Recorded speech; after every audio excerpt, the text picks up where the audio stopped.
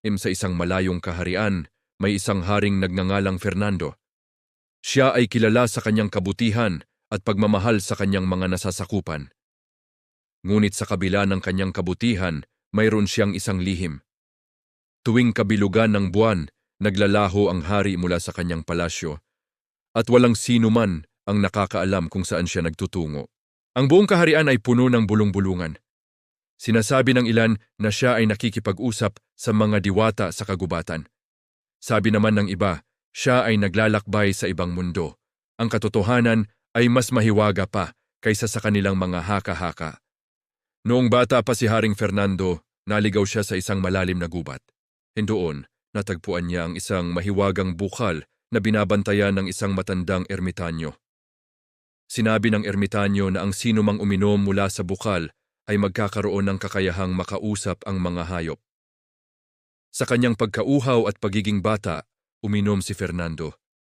Mula noon, naintindihan na niya ang wika ng bawat nilalang sa kanyang kaharian. Ngunit may isang kondisyon ang ermitanyo. Dapat niyang itago ang kanyang kapangyarihan at gamitin ito para sa kabutihan lamang. Kaya tuwing kabilugan ng buwan, palihim siyang pumupunta sa gubat upang makipag-usap sa kanyang mga kaibigang hayop at alamin ang kalagayan ng kalikasan. Isang araw, isang malaking problema ang dumating sa kaharian. Isang matinding tagtuyot ang nagpapatuyo sa mga ilog at nagpapatay sa mga pananim. Ang mga tao ay nagsimulang magutom at magkasakit. Sinubukan ng mga pantas at dalubhasa ang lahat ng kanilang kaalaman, ngunit walang makahanap ng solusyon. Si Haring Fernando ay labis na nabahala. Alam niyang kailangan niyang gumawa ng paraan kahit na mga hulugan ito ng pagbubunyag ng kanyang lihim. Sa susunod na kabilugan ng buwan, tinipon ni Haring Fernando ang kanyang mga pinagkakatiwalaang kawal at mga opisyal sa gilid ng gubat. Dito, ipinagtapat niya ang kanyang mahiwagang kakayahan. Sa una, hindi sila makapaniwala.